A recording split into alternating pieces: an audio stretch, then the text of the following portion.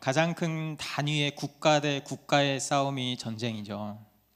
지금만 봐도 우크라이나하고 러시아 전쟁이 2년이 넘었죠, 그렇죠?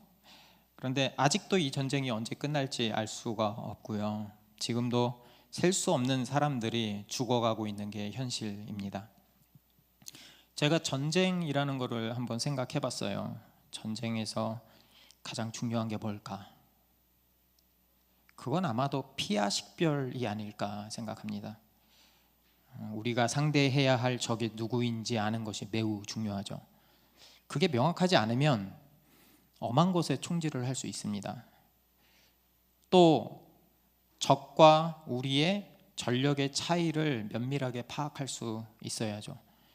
상대편에게 아니면 우리에게 군인이 얼마나 있는지, 어떤 무기를 가지고 있는지, 전투기, 전차 이런 게 얼마나 있는지, 어디에 있는지 그렇게 등등등등 상세하게 파악을 해 놓아야 합니다.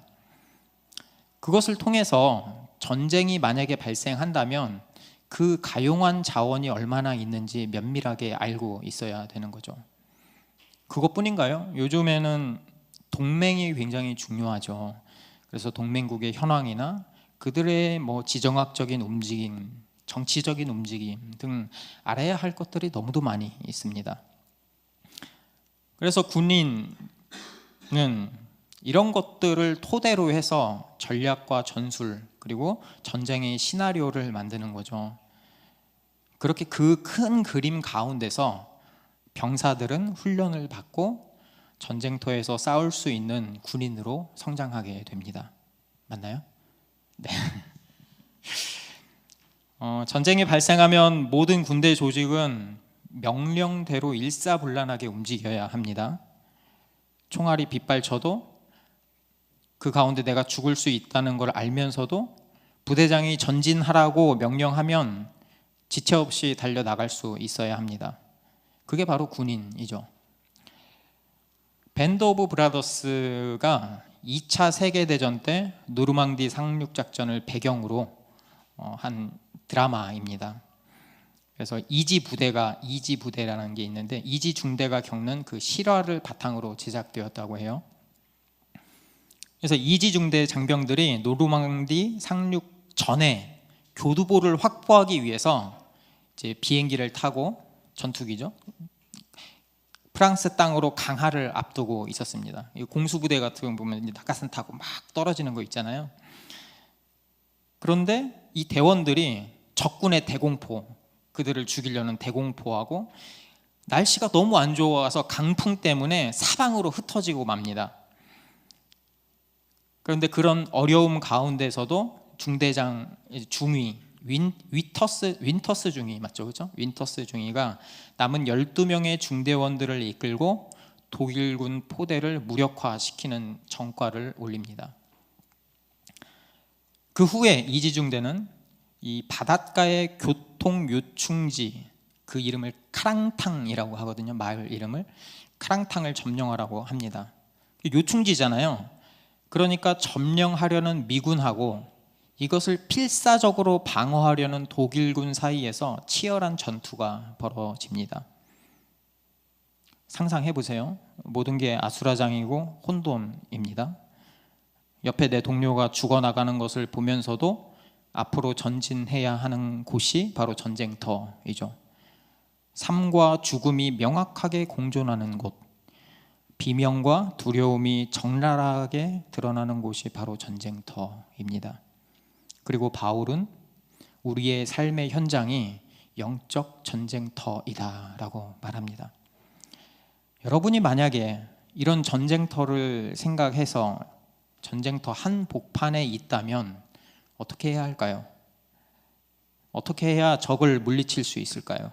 아니, 어떻게 해야 살아남을 수 있을까요? 아까도 말씀드렸듯이 가장 첫 번째는 적이 누구인지 정확히 알아야 돼요. 우리의 적은 사탄입니다. 이전에 우리는 사탄의 노예였죠. 우리가 지금까지 살펴봤죠. 세상이 주는 달콤함에 우리는 취했고 그것들을 성취하는 것만이 이 무한 경쟁 사회에서 승리하는 방법인 줄 알았죠. 내 인생의 주인은 바로 내가 되어야 한다는 그 당위성을 가지고 살았죠. 무한 경쟁의 사회 속에서 끊임없이 나를 채찍질했고 눈앞에 보이는 성공을 달성하기 위해서 애썼습니다. 교회를 다니면서도 여전히 세상에서의 성공, 이 성공을 해야 인정받는다고 생각을 한 거죠. 하지만 이제 우리는 그 어둠의 권세에서 벗어났습니다. 하나님의 자녀가 되었죠. 에베소서 2장 1절에서 5절까지 한 목소리로 읽어보겠습니다. 시작. 여러분도 전에는 허물과 죄로 죽었던 사람들입니다. 그때의 여러분은 허물과 죄 가운데에서 이 세상의 풍조를 따라 살고 공중의 권세를 잡은 통치자 곧 지금 불순종의 자식들 가운데에서 작용하는 영을 따라 살았습니다. 우리도 모두 전에는 그들 가운데에서 육신의 정욕대로 살고 육신과 마음이 원하는 대로 행했으며 나머지 사람들과 마찬가지로 날 때부터 진노의 자식이었습니다. 그러나 하나님은 자비가 넘치는 분이셔서 우리를 사랑하신 그 크신 사랑으로 말미암아 범죄로 죽은 우리를 그리스도와 함께 살려주셨습니다. 여러분은 은혜로 구원을 얻었습니다. 아멘. 그러니까 사탄의 입장에서 보면 싸워야 할 대상은 그리스도인이에요. 그러니까 사탄은 할 수 있는 모든 것들을 총동원해서 전방위적으로 성도를 공략합니다. 단편적이지 않아요. 전쟁은 단편적이지 않습니다. 사탄의 목표는 무엇인가? 바로 그리스도인을 실족시키는 거예요. 하나님에게서 멀어지게 만드는 거예요. 그거예요. 사탄은요, 자기를 섬기라고 하지 않아요. 하나님에게서 멀어지게 만들어요. 반대로 성도잖아요. 성도들도 예수 그리스도를 믿는 그 순간에 자신들이 사탄의 공격 대상이라는 것을 알게 됩니다. 왜냐하면 이제 우리는 하나님의 자녀가 되었기 때문이죠. 그리스도를 머리 삼고 그분과 연합된 지체가 되었기 때문이죠. 우리의 소속이 옮겨졌기 때문에 치열한 영적 전쟁이 벌어지는 건 어쩌면 당연한 겁니다. 우리의 상대는 누구인가요?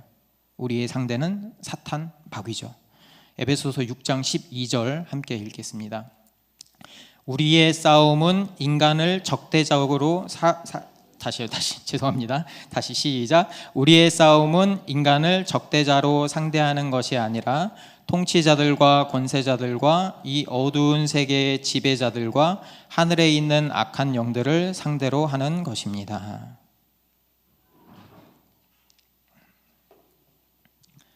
마귀는 세상 권력을 이용해서 문화의 이데올로기를 이용해서 우리를 공격합니다. 우리는 바로 그것이 마귀의 계략이며 전략이라는 명확한 인식을 하고 있어야 돼요. 그것을 알지 못하면 피하 식별이 안 되면 속수무책으로 당하게 됩니다. 그리고 그것에 맞대응할 수 있는 전력이 갖춰져 있어야 하죠. 전쟁터에서 무기 없이 아무 보호 장비도 없이 뛰어드는 건 그냥 나 죽여달라고 하는 거죠. 그렇죠? 어떻게 해야 될까요? 13절입니다. 함께 읽겠습니다. 그러므로 하나님이 주시는 무기로 완전히 무장하십시오. 그래야만 여러분이 악한 날에 이 적대자들을 대항할 수 있으며 모든 일을 끝낸 뒤에 설 수 있을 것입니다. 아멘. 우리는 하나님이 주시는 무기로 완전 무장해야 합니다. 허리도 가슴도 발도 막을 수 있는 그 보호구를 착용하고 방패로 적들의 불화살을 막을 수 있어야 합니다.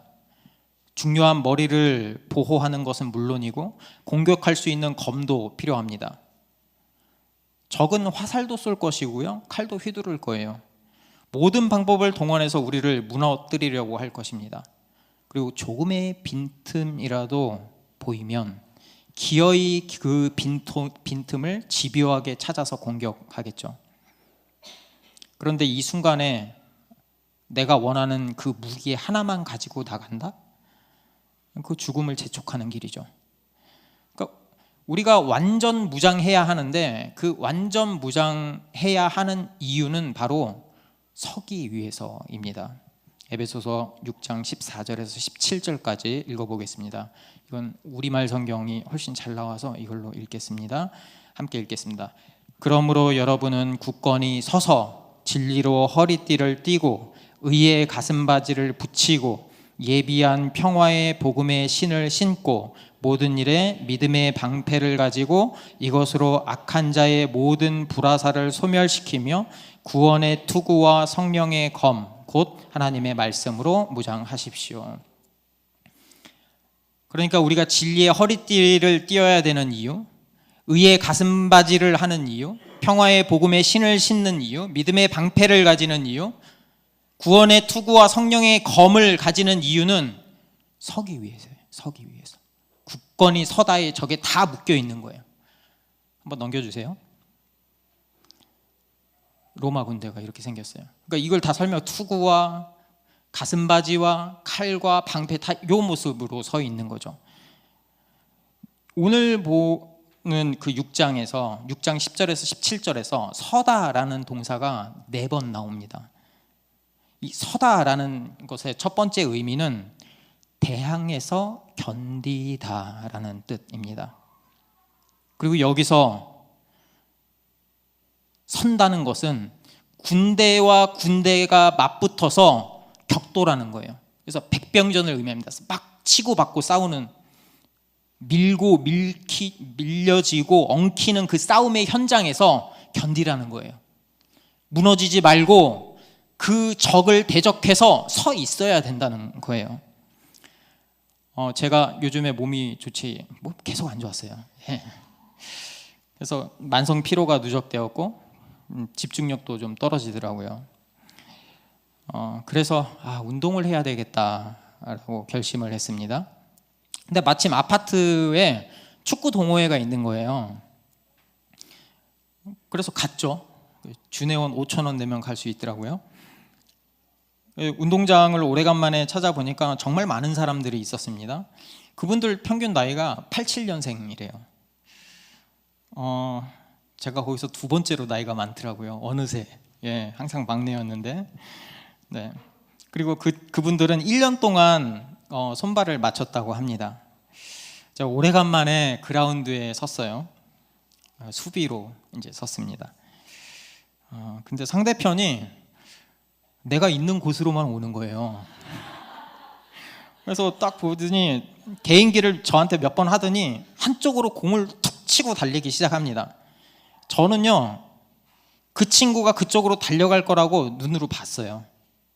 그리고 뒷걸음질 치면서 재빠르게 몸을 반대로 움직이면서 상대방의 앞을 내가 앞서서 가로막으면 되겠다, 그렇게 생각하고 힘껏 몸을 움직였어야 하는데 발이 말을 듣지 않는 거예요. 발이 분명히 눈으로 봤고 머리가 발에게 뛰라고 명령했는데 이 발이 마치 컴퓨터 렉이 걸린 것처럼 느리게 반응하는 거죠. 띠 이렇게. 제가 몸을 돌리기도 전에 상대방은 저 멀리 가버렸어요. 그리고 죽을 듯이 그 사람 하나 잡겠다고 한 번 뛰었더니 하늘이 노래지는 거예요. 숨이 가빠오고 다리가 후들거립니다. 그래서 상대방도 이제 제가 구멍인 줄 알았어요. 계속 제 쪽으로 오는 거예요. 한 번, 두 번, 세 번 속수무책으로 당합니다.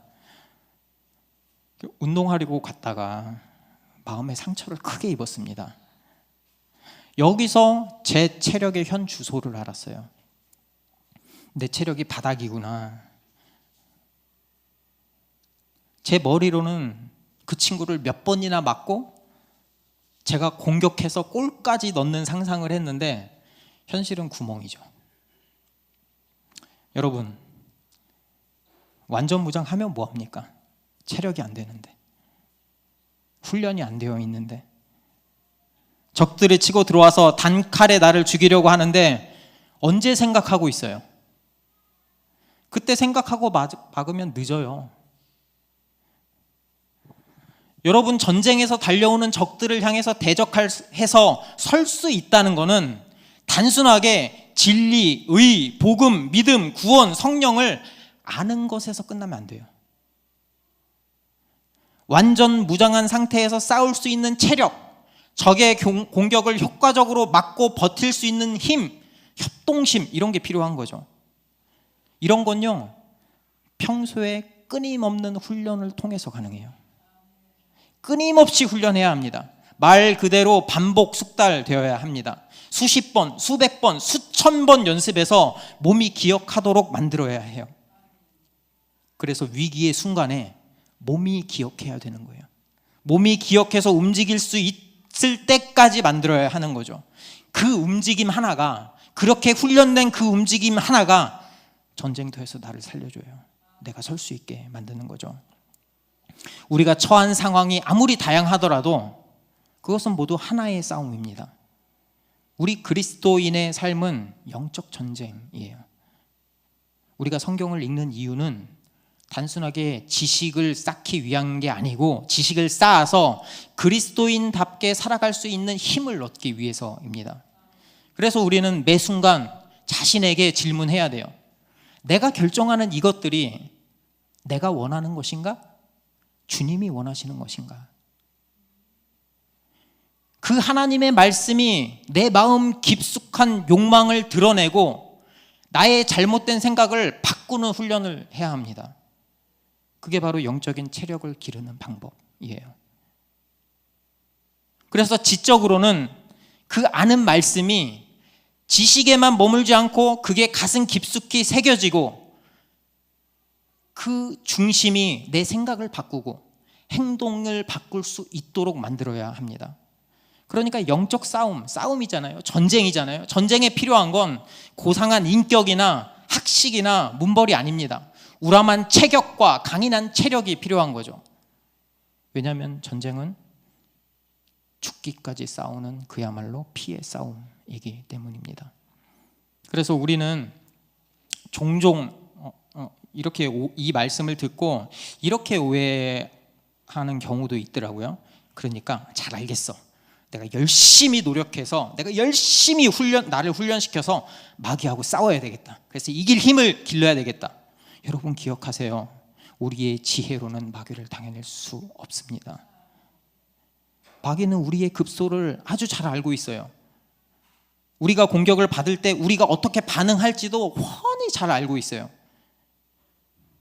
그러니까 우리의 열심과 그 지혜로는 마귀를 대적해서 이기는 것은 불가능합니다. 제가 책을 하나 읽으면서 크레이그 그로쉘의 미리 결정하라라는 책을 봤어요. 거기서 우리가 죄 짓는 프로세스를 4단계로 설명합니다. 한번 들어보세요. 맞는지. 4단계 프로세스가 생각, 상상, 정당화, 선택. 다시 한번. 생각, 상상, 정당화, 선택. 이 순서로 죄를 짓는데요. 한번 말씀드려볼게요. 첫 번째,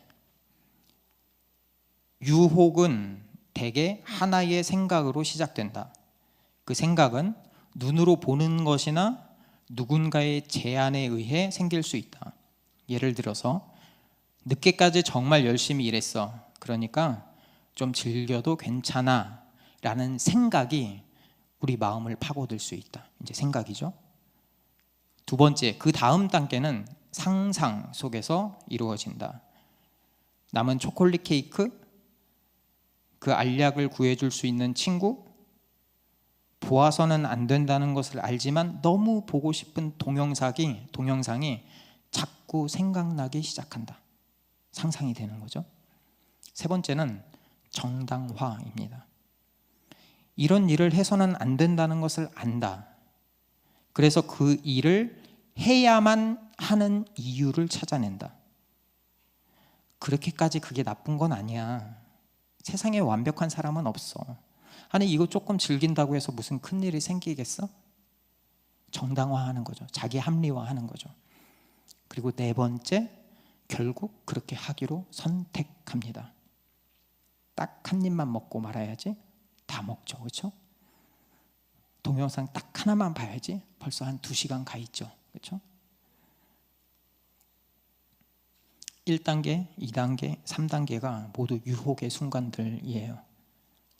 그때까지는 얼마든지 멈추고 돌아서고 거부하고 옳은 결정을 내릴 수 있는 시간이죠. 4단계 전까지는 말이죠. 여러분, 죄는 우리에게 만족을 약속합니다. 죄를 지으면 즐거워요. 죄를 짓는데 안 즐겁다? 그럼 죄를 안 지어본 사람이 아직. 우리에게 즐거운 걸로 우리를 죄를 짓게 해요. 우리가 원하는 것으로 죄는 들어옵니다. 그렇게 약속하지만 결국에는 우리가 가장 원하는 것을 빼앗아 갑니다. 왜죠? 우리가 죄를 지을 때마다 하나님의 최선을 놓치기 때문이에요. 그냥 좋은 것을 선택하고 가장 좋은 것을 놓기 때문입니다.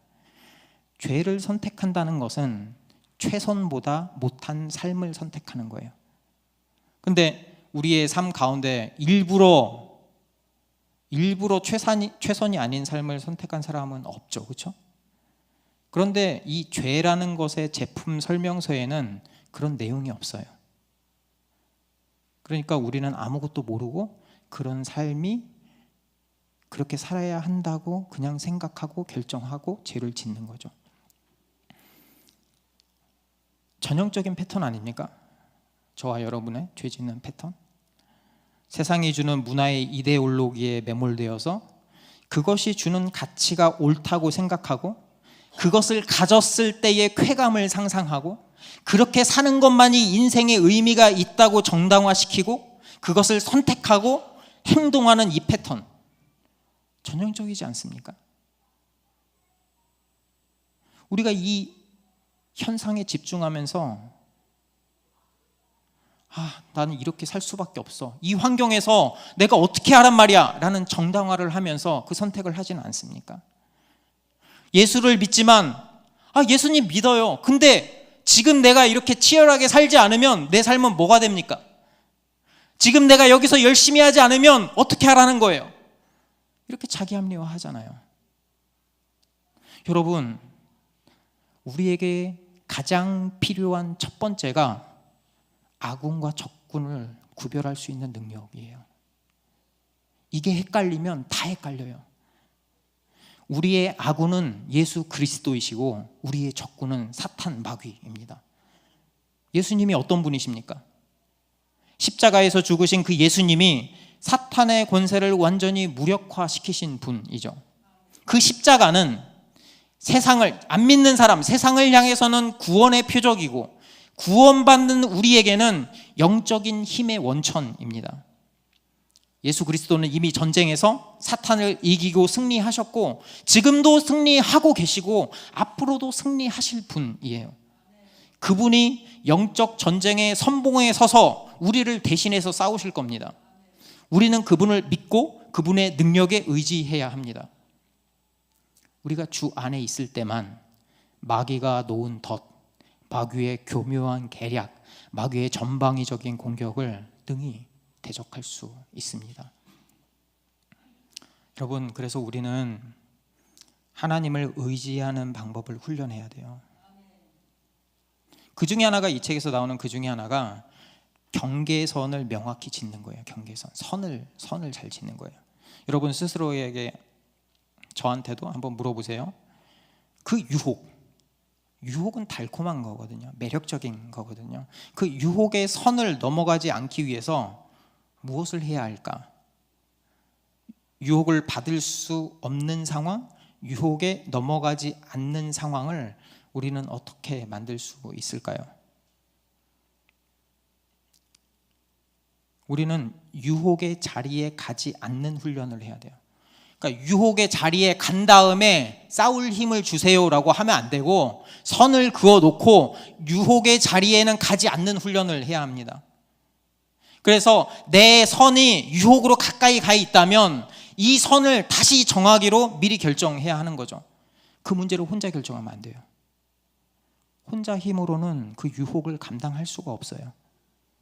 교회 공동체가 함께 그 선을 정하고 함께 그 선을 지키도록 노력해야 되는 거죠.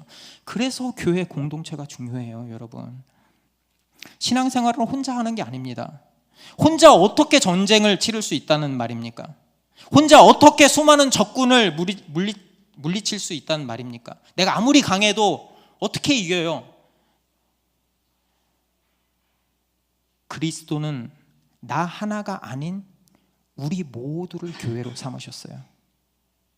우리가 주 안에서 설 수 있도록 우리 모두를 그리스도의 지체로 삼아 주셨습니다.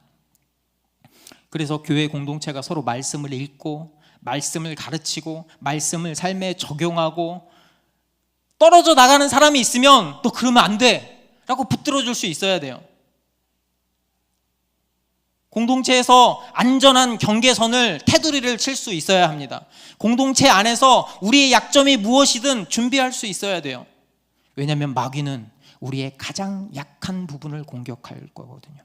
전쟁이니까. 예를 들면 이런 거죠. 저자의 적용하고 제 적용하고 너무 똑같아서 가져왔어요. 나는 평생 아내에 대한 신의를 지키며 살겠다, 만약에 이렇게 결심을 했다고 하면, 첫 번째 우리가 알아야 될 사실은 우리 스스로는 그 유혹에 넘어가지 않는다라고 자신할 수 없다라는 그 사실을 깨달아야 돼요. 그리고 선을 다시 정해야 돼요. 그러니까 아내와 신의를 지키겠다고 하면서 아무 여자나 만나고 아무 환경에나 나를 노출시키면 안 된다고요. 그 선을 앞에서 뒤로 안전하게 옮겨야 되는 거예요. 그래서 나를 유혹할 수 있는 소지가 있는 것들을 제거해야 돼요, 사전에. 어떻게 하는 거죠? 여자와 단둘이 있지 않는 거죠. 그렇죠? 저희 신방하고 양육할 때 저 아내가 항상 동행하죠. 그렇죠? 제가 저를 믿을 수 없어요. 사람 일이라는 건 몰라요. 그래요. 예. 사람이 약하거든요. 그러니까 그 가능성을 사전에 차단하는 거죠. 혼자 있지 않는 거죠. 그런 결심을 하는 게 선을 옮기는 결정입니다. 이렇게 사소해 보이는 그 작은 결정들이 쌓여서 우리의 영적인 체력을 키우고 우리를 그리스도를 닮은 영적인 군사로 성장시킵니다. 에베소서 2장 21절입니다. 그리스도 안에서 건물 전체가 서로 연결되어서 주님 안에서 자라서 성전이 됩니다. 아멘. 그래서 우리는 경계를 정할 때 예수님을 첫 번째로 삼는 훈련을 해야 돼요. 전심으로 그분을 삶을 따르기로 결정해야 합니다. 그래서 교회 공동체가 그리스도 안에서 건물이 서로 유기적으로 연결되는 것처럼 주님 안에서 우리 공동체들이 그렇게 자라나야 합니다. 그래야 어떤 마귀의 공격에도 무너지지 않고 견디어서 설 수 있습니다. 삶의 현장에서 매 순간 치열한 전투가 발생할 거예요. 순간순간마다. 우리는 그 말씀을 가지고 우리 공동체가 굳건히 바로 서는 훈련을 해야 합니다. 에베소서 4장 1절에서 3절까지 같이 읽겠습니다. 그러므로 주님 안에서 갇힌 몸이 된 내가 여러분에게 권합니다. 여러분은 부르심을 받았으니 그 부르심에 합당하게 살아가십시오. 겸손함과 온유함으로 깍듯이 대하십시오.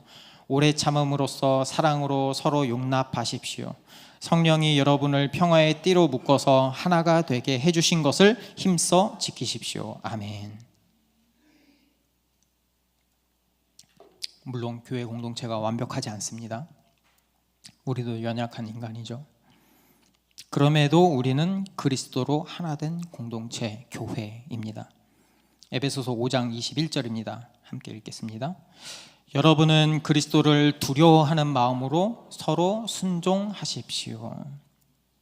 그러니까 교회는 그리스도의 마음을 가지고 서로를 섬기고 어렵고 힘들고 어쩌면 귀찮은 그 일을 희생해서 감당해서 나가야 돼요. 교회가 그런 데예요. 여러분 명심하십시오. 우리의 공동체는 적군이 아니에요. 아군이에요. 함께 섬겨야 할 대상이고 함께 훈련받고 성장해야 될 대상이고 영적인 전쟁에서 함께 피 흘려 싸워야 할 전우입니다. 그러니까 우리의 적은 내 옆에 있는 지체가 아니라 우리를 하나님에게서 떨어뜨려 놓으려는 그 사탄의 권세입니다. 그래서 이 저자의 책을 읽고 제가 생각하는 그 그리스도의 군사의 프로세스를 한번 생각해 봤어요. 그거는 생각, 상상, 신뢰, 선택. 하나만 다르죠. 생각, 상상, 신뢰, 선택. 그 신뢰, 그리스도의 힘으로 영적 전쟁을 이길 수 있다는 그 확신, 그분이 우리의 능력 되시고 우리의 인생을 책임져 주신다는 그 믿음, 주 안에 있을 때 우리의 인생이 가장 값지다는 그 깨달음을 얻는 그 신뢰, 그래서 내 인생을 전체를 주님께 맡길 수 있는 그 신뢰, 그래야 이길 수 있죠. 여러분, 이지중대 말씀드렸죠. 이지중대가 강한 유대감, 엄청난, 그 사람들 전투하기 전에 서로 몰랐어요. 그렇죠? 몰랐는데 거기서 모인 거거든요. 근데 강한 유대감을 가지거든요. 강한 유대감을 가질 수 있는 게 뭔지 아세요? 부상을 당해보지 않은 대원이 한 명도 없었기 때문이에요. 저와 여러분이 함께 피 흘리는 형제이기 때문에 우리가 그 유대관계를 가질 수 있는 거예요. 우리가 바로 그리스도의 피로 하나 된 형제요 자매이기 때문이죠. 그러니 이 안에서 세상을 살아가면서 영적 전투를 할 때 우리가 그 싸움을 싸워가다가 이 교회에서 같이 모여서 그 싸움을 나누고 우리가 경계선을 어떻게 쳤는지 나누고 내가 어떻게 넘어졌는지 내가 어떻게 이겼는지 그걸 나누면서 얼마나 끈끈한 전우회가 나오고 있어요. 그 드라마의 마지막마다 생존자들의 에피소드가 나오거든요. 마지막에서 당시 전쟁에 참여했던 그 생존자 인터뷰를 보여줍니다. 마지막에 거의 주인공 같은 리처드 윈터스 소령의 인터뷰가 있어요. 질문을 합니다. 할아버지는 전쟁 영웅인가요?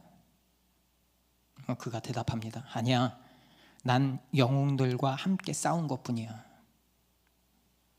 그 인터뷰가 드라마의 모든 것을 대변해주는 영상이죠. 우리의 영적 전쟁은 우리가 함께 감당하는 것입니다. 우리가 함께 주님과 함께 싸워가는 전쟁입니다. 주님께 모든 것을 의지하는 전쟁입니다. 주님이 앞장서서 모든 일을 이루어 가신다는 그 확신을 갖는 훈련이 그래서 필요해요. 우리가 바로 영적인 전우, 교회의 공동체입니다. 힘들지만 영광스러운 공동체, 가슴 뛰는 공동체, 눈물로 복음의 씨를 뿌리는 공동체, 그리스도가 다 갚아주실 것을 믿음으로 살아가는 공동체, 그게 바로 영적 전쟁에서 서는 공동체입니다. 우리의 구원자 되신 예수 그리스도께서 모든 전쟁을 승리로 이끄실 것입니다. 그리고 그 승리의 깃발을 들고 우뚝 서실 거예요. 그래서 여기서 서다의 또 다른 의미가 완수하다라는 뜻이에요. 서다의 또 다른 의미가 완수하다. 우리는 주 안에서 주님의 힘과 능력에 의지함으로 주님이 주신 그 사명을 완수할 것입니다. 그렇게 살아갈 때 우리 모두가 전쟁터에서 피를 나눈 형제가 되는 거예요. 그리스도로 하나 된 공동체가 되는 거예요. 함께 울고 함께 웃고 기쁨의 길, 슬픔의 길, 고통의 길을 겪어가는 삶이 교회 공동체의 전우예요.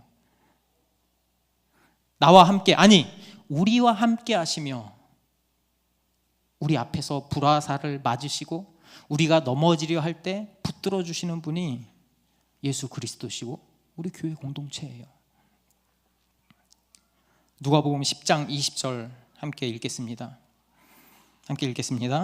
그러나 귀신들이 너희에게 항복하는 것으로 기뻐하지 말고 너희 이름이 하늘에 기록된 것으로 기뻐하라 하시니라. 아멘.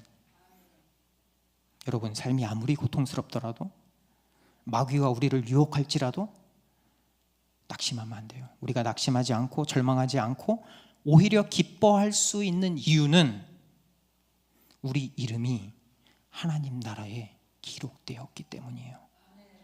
여러분, 이게 가장 값진 인생 아닙니까? 우리가 그리스도인이 된 가장 큰 이유 아닙니까? 그래서 우리는 그리스도의 은혜로 만족하기를 원합니다. 그분만 바라보기를 원해요. 그러니까 단순히 싸움에서 이기는 것을 넘어서 우리에게 허락된 가장 귀중한 그 가치를 발견하고 그 가치를 가지고 싸우기를 원합니다. 예수 그리스도께서 우리에게 생명을 주신 분이라는 그 사실 기억하기를 원합니다. 우리에게 그 정체성이 있을 때 우리는 영광스러운 하나님의 군사라는 그 정체성을 가지고 싸울 수 있습니다. 그 순간 영광스러운 하나님을 생각하면서 기뻐 춤추며 우리에게 주신 복음으로 그 사명을 감당해 나갈 거예요. 그 복음을 전하면서 살아갈 거예요. 한 영혼을 살리는 그 사명을 기쁨으로 감당해 나갈 것입니다. 그게 바로 그리스도로 연합된 교회, 우리 공동체입니다. 함께 찬양하면서 기도의 자리로 나아가겠습니다.